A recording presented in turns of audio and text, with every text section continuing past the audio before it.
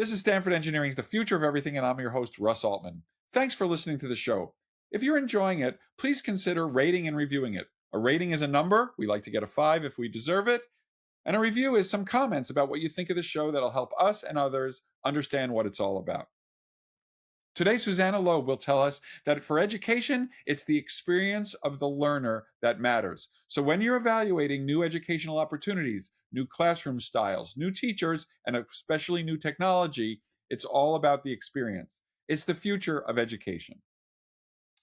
Today, we're continuing our feature, The Future in a Minute. After my interview with Susanna, I'll ask her some rapid-fire questions. She'll give us some rapid-fire answers, and that'll be The Future in a Minute.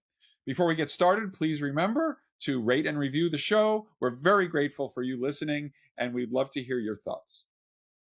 There's a field of research called education research. In this field, researchers try to understand how to do education best. How do you set up the schools? How do you choose the teachers? How do you set the curriculum? How do you pay for everything? How do you govern it? And of course, how do you use technology?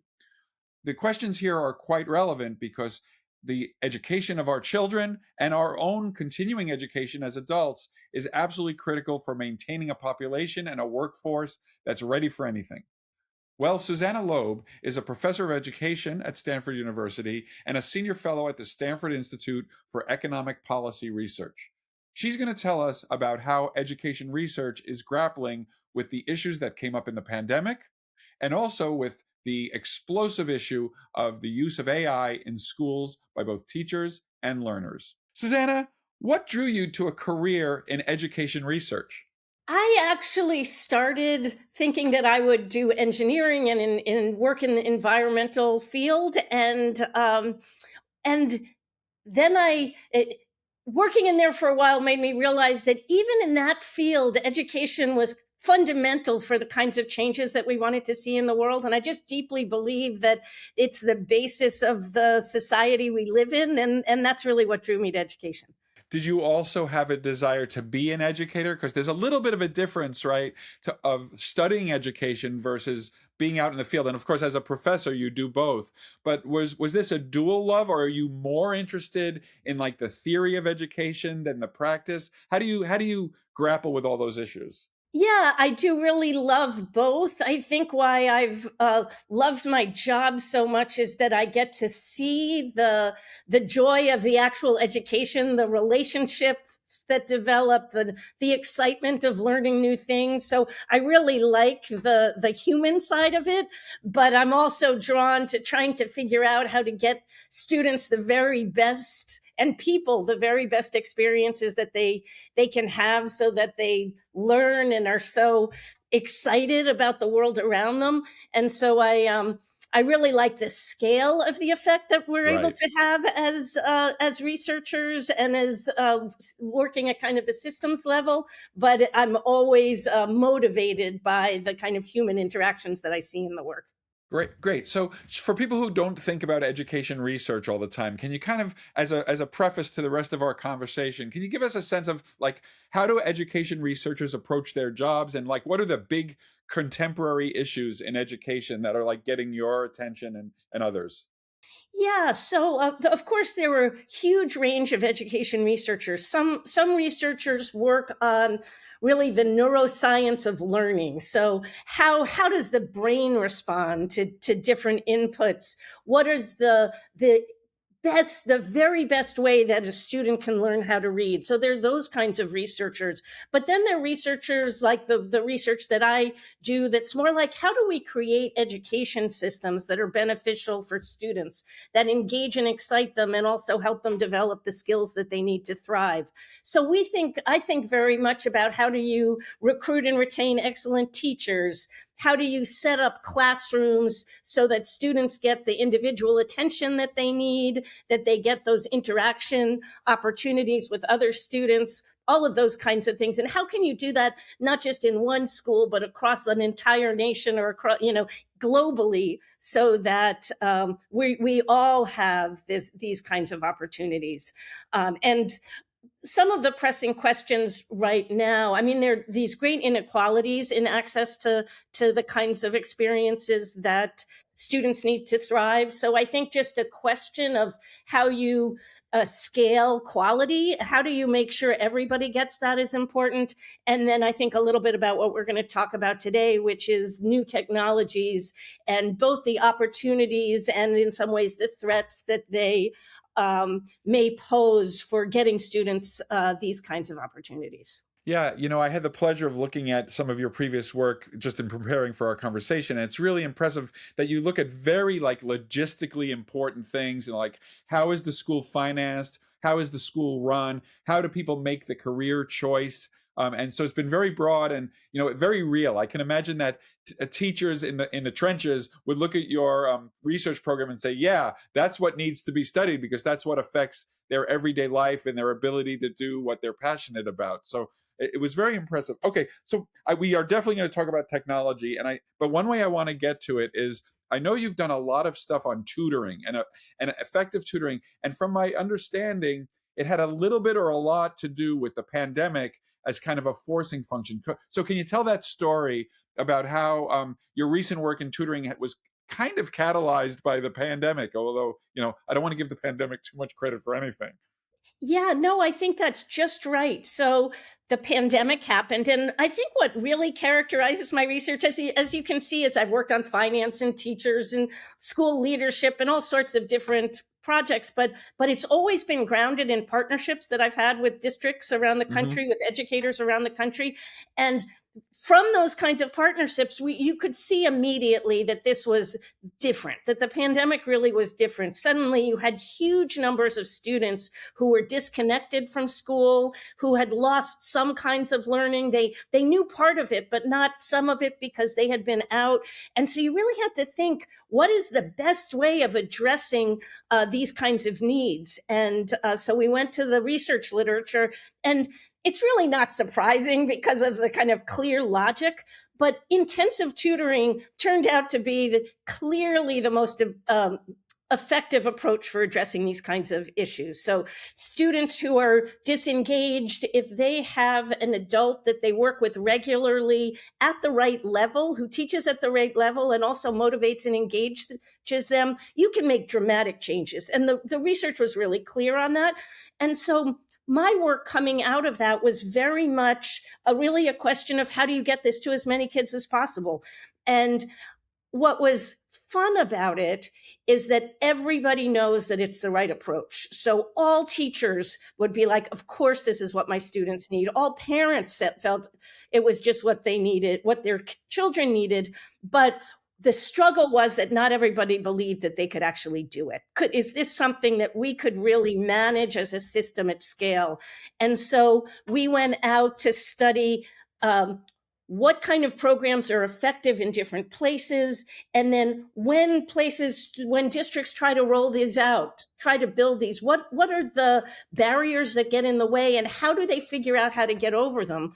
And then what we could do is take these proof points of success and really bring them to other places around the country, because we worked in so many places that we could really see variation. So this is what worked in a rural place, and here's what works in an urban place, or in the South, where the education systems are set up really quite differently than they are in California. So in both places, we can see that. And so a lot of my work has been doing that. And what's been so exciting is that we really have seen access to this kind of relationship-based personalized instruction grow. So I wanted to ask you it is very attractive and it's very intuitive, but of course the first thing you think of, especially at a systems level, is, well, of course we would all like to get a one-on-one tutor, but like we just don't have the person power for the teachers. But one key thing that goes into that calculation, I would guess, is like how much actual time does the tutor have to spend? So you could imagine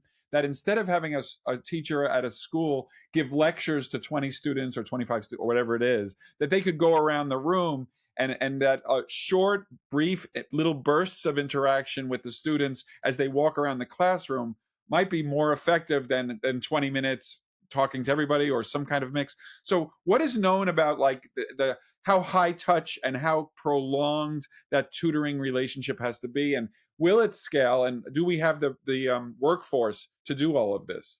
Yeah, so I think that is a very good question, and it varies a little bit with age. Ah, But the general findings, if you take all the 100 randomized control trials have been done, is that you need about 3 times a week, and it should be, half an hour to 45 minutes of tutoring. But if you're a young oh, that I don't mean to interrupt, but that is very reasonable. Like I can imagine that happening.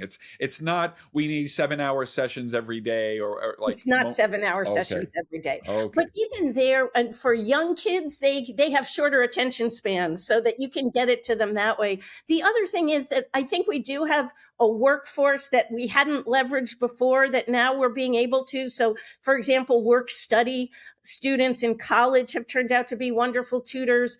Teacher preparation programs, they used to observe for their first time in schools. Instead, they can tutor and get that great experience with students. So there's lots of opportunities for to get more adults into kids' lives.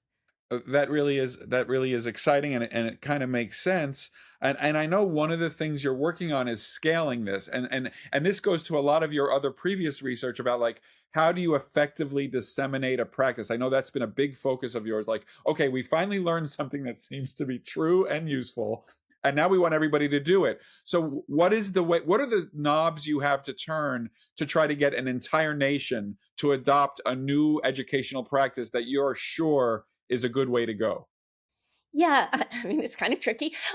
So I think we have, I mean, the thing to know about our education system is it's hugely decentralized. So the biggest decision makers really are at the district level. They make a lot of decisions, but we have, more than 12,000 districts in the country. And so that's a lot of people to reach. Right. The way that we have tried to do it, nobody's going to pay attention really to a professor. You want to know from Tell me someone who about it. has your job who's going to do it. So really our goal has been to study places that have the potential to do it well, see if they've done it well, and then to have those people bring it out to the Uh, world. So they can be proof points, and those proof points are really powerful. I do think research on what typical barriers are to getting it done, and then really clear. We create a lot of materials for districts where we take the research and try to help them recognize where they might run into problems and how they might get over it. And so having those materials, the champions for it, and the proof points are really, really helpful. is every time you have to disseminate, do you have to build a dissemination plan and network fresh, or is there some sort of existing infrastructure of communication that allows you to kind of use that each time there's something useful? There, that these there are networks out there, I guess, Good. is my answer to that we begin to make connections and partnerships with people who have influence. They can get this kind of thing out. The tricky thing is becoming a trusted source of information, and we work really hard to be a trusted source, to make sure that we're really thoughtful about variation that's out there, about the challenges people have in their job, and to provide supports that help them make the decisions that they want to make. Great. So I do want to move to technology because many people listening might think, okay, this sounds like something that maybe technology could help with. So what is your relationship to technology, and how, as an education researcher, do you look at some of the obvious explosive things that have become available in the last couple of years? Yeah, so in working with all these districts on tutoring, we got a chance to talk with we regularly get a chance to talk with lots of school leaders and district leaders, and there was just a real demand that developed to for them to better understand what their options are, what their worries should be about the new technologies. So Yes. while we were doing all this tutoring, there was suddenly a demand to deal with AI in schools. And so we have something called the AI for Education Hub as part of the Scale initiative that I run. And we're really interested in both doing the research to try to understand the best uses of these tools for students, and then helping school leaders, state leaders make the best use of these kinds of tools. Yeah, so maybe can you tell me, like, what's the landscape right now? It strikes me that if you're thinking about AI and of course chatbots and stuff like that, it's a little bit of like flying, building the plane while it's flying, because whether or not you recommend various technologies or recommend against them, we know that they're out there. So could you just, for as we start this conversation, what's the landscape that you see of usage? And I'm really interested from the very beginning, like the kindergartners up through high school and college.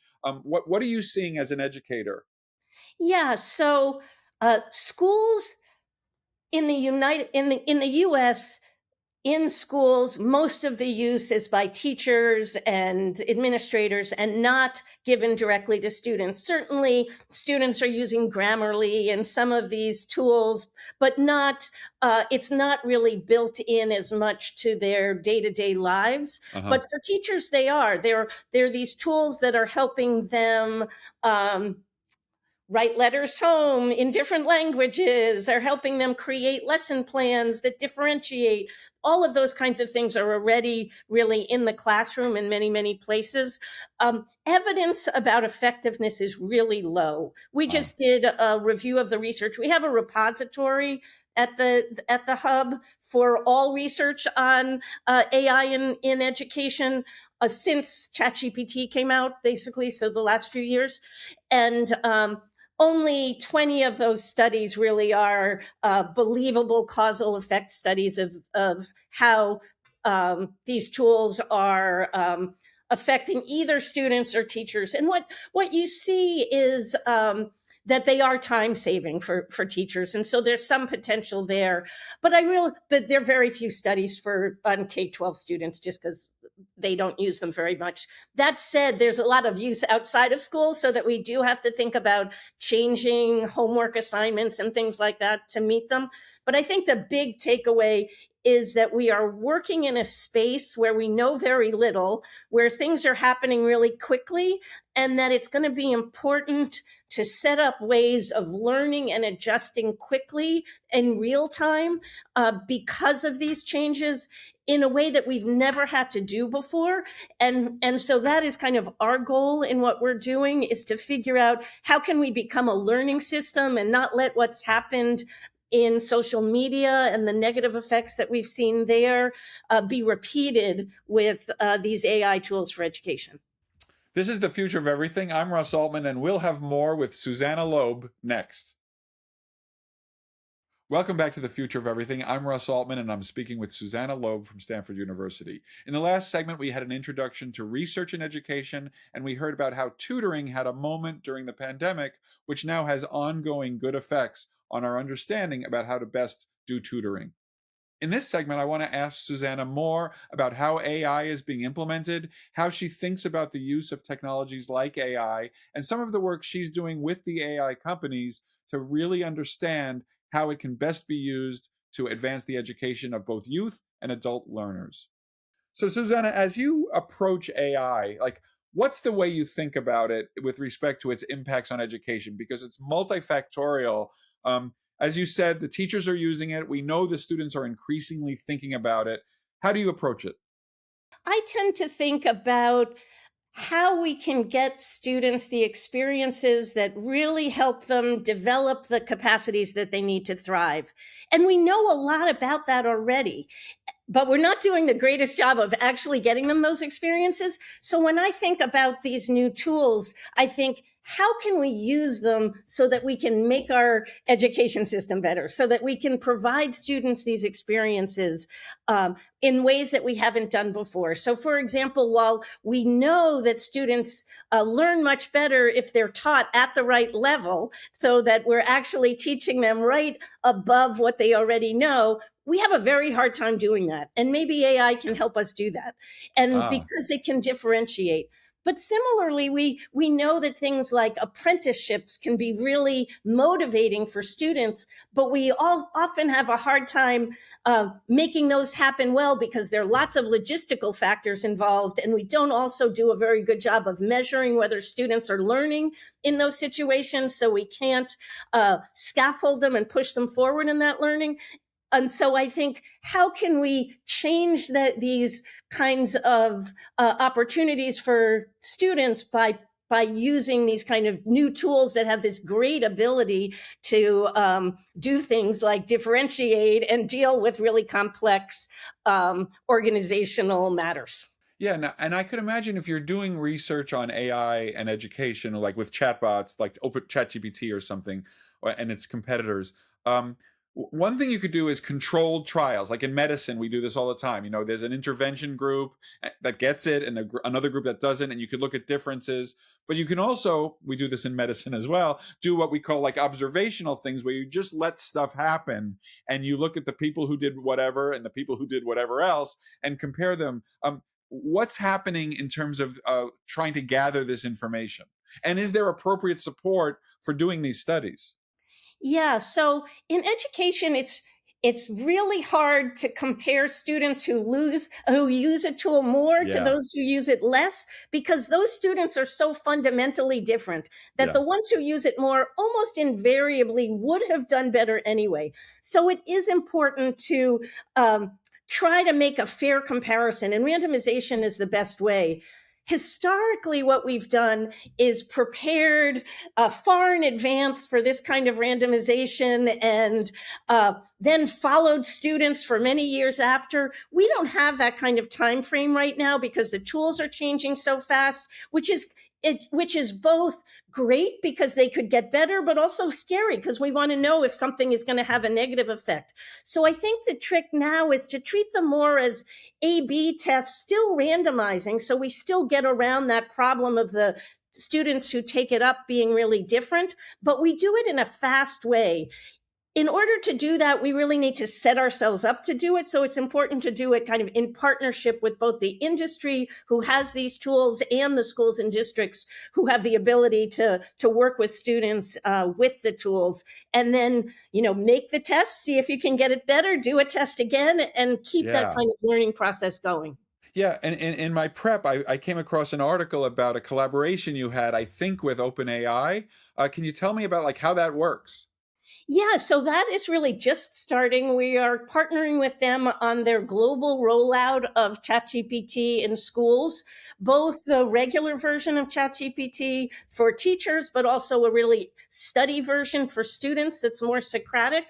And we are hoping to test the tool and to make those tools better over time with, of course, OpenAI does the making the tools better, but also in relation to the kind of work we do, see how they can be used in classrooms. Is it better if you use it this way or that way? Do the students learn more if you encourage them to use it to write or to learn a concept better? How do we really use it so that the students are developing skills and not just doing what they call cognitive offloading, which is Right, right. letting the tool do things for them instead?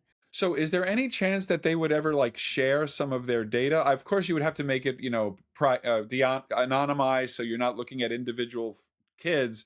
But it seems to me that they might have, through their logs, so to speak, lots of examples of this that you could make hay out of. But I don't know if they're set up for data sharing.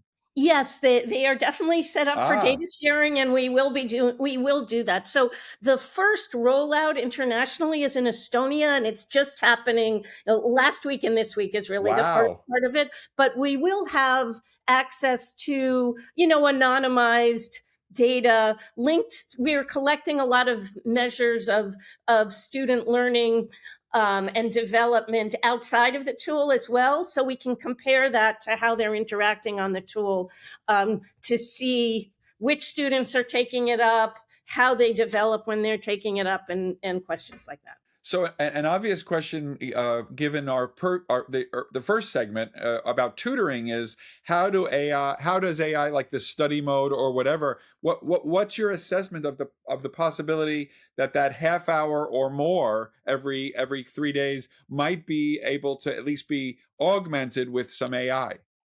Yeah, so there's already some evidence of that in some tutoring programs that used to be 4 days a week, have tried, instead of being 4 days a week with a human tutor, be 2 days a week with a human tutor and 2 days a week with computer assisted learning. And they found really quite good results with that. I think the human on the 2 days a week are really motivating for the students, which encourage them to work on the platform on their own on those other 2 days. The trick is we also see a lot of evidence of really low take up of tools when you don't have that kind of motivating human. So I don't think we're anywhere near a situation where we would want to replace the tutor in this kind of tutoring, because you're talking about students generally who are disengaged in school, and they rarely kind of volunteer into more schoolwork, because it generally hasn't been at their right level and hasn't really met their needs. You need that human to pull them in, but I think there are these great ways of combining the two to make the humans more effective, both by kind of that additional time students are on the computer assisted learning, but also just supports for tutors. We did a little AI chatbot for tutors that helped them respond to students' mathematical mistakes, and found that it was really quite effective. The students learned more when the tutors got feedback about how to improve their instruction. Yeah, I could really imagine. I mean, just with my own usage of it, that like the human could look at the transcript of or a summary of the interaction that happened with the chatbot, and could say, okay, in today's session, I could see that they had a problem in this area. Let's focus on that. They could also then, as you said, motivate, because humans are very good at motivating other humans, better than AI in some ways and in many ways. But you also could imagine that the chatbot could look at a transcript of the human interaction and say, okay, I see what they were working on, I'll build on that. So it does become pretty interesting in terms of these two different like partners. Exactly. And there are a couple of groups who are working on creating AI tutors that are a little more like human tutors, so that there's a curriculum and they're moving along the curriculum. That's very different than the kind of tutor that even the education mode of ChatGPT is, where the students have to bring the questions or have to bring the topics and be able to express what they're struggling with. So both of these things can be effective, but in terms of students actually learning a full set of content, it's this other kind of tutoring that is more similar to the humans that I think holds a lot of promise. But I don't think we're quite there yet at motivating disengaged students with even those more curricular based tutors. Great. And as we finish up, I think the final big question is, what do we need to do as a society to get to better education using AI, but just using all of the things that you and your colleagues are discovering about education? What's the path that we all need to follow? I like to end with easy questions. I mean, no, yes, right. I was like, oh, that's a hard one. So, I mean, I'm a believer in kind of optimism and keeping the North Star in view. What is it that we really want for our students? Um, how do we create opportunities for them that allow them to get there? And then how do we make sure all students have those opportunities? How do we go first to the places that where students are not getting good schooling and not being engaged in school, and seeing what can we do in those places, learning from them too about what really can work. So I think the way forward is kind of like the way we've been trying for a long time, is just to keep our goals in mind, work really hard, and try to create systems that are flexible and supportive, so that students can really thrive. it wasn't clear to me that I would be talking to somebody who's optimistic about AI in education, because we've seen a lot of kind of worries about it. So it actually is very heartening to see that an education researcher thinks that this could be part of the solution. I am hopeful. I know there are barriers in the way, and I think we have to be honest about those barriers and get over them. But we are not providing perfect education as we are now, and we could do so much better if we just really thought about the systems that we need and the flexible systems that we need in order to get to where we want to go. Great. Well, thanks so much. And before we wrap up and finish, I want to do our segment that we call Future in a Minute. So first I want to ask, this is where I ask you a few short questions and you give me a few short answers, and I'm wondering if you're ready to do that. I am ready to do that. Awesome. Okay, here's the questions. What is one thing that gives you the most hope about the future? So I think that's what gives me the most hope is how many people are working really incredibly hard to create better opportunities for students. And some of them are using new technologies, but almost all of it is still builds on the power of strong relationships between educators and students. What's one thing you want people to walk away from this episode remembering? That we actually know a lot about the experiences that help young people learn and thrive. And the real challenge and opportunity is figuring out how to make those experiences possible for every student. Aside from money, what is the one thing you need to succeed in your research? Well, it's clearly partnerships. I need partnerships with educators. I need partnerships with industry. If we want to improve learning in real time, we need researcher schools and technology developers to be working together. If all goes well, what does the future look like? Students will have deeply engaging learning experiences, working on meaningful problems, collaborating with others, developing the curiosity, and all the other skills they need for life beyond school. If you were starting over again and you needed to get your degree or your certification in a different discipline, what would that be? Honestly, I'd probably keep the same interdisciplinary path. So I've moved from political science and engineering to education and economics for graduate work. Plus, every day I interact with people across an even wider range. So maybe I'd add music to this. I'd love more music in my life and to really be able to play an instrument, but I love what I do. Thanks to Susanna Loeb. That was the future of education. Thank you for listening to this episode. Please follow so that you always hear about new episodes and you never miss the future of anything. Also, don't forget we have 300 episodes and more in the back catalog, so you can listen to a wide variety of topics on the future of everything. You can follow me on many social media, such as LinkedIn, Blue Sky, Mastodon, and Threads, where I'm at Russ B. Altman or at RB Altman. And you can also follow the School of Engineering at Stanford at Stanford School of Engineering, or shorter at Stanford ENG.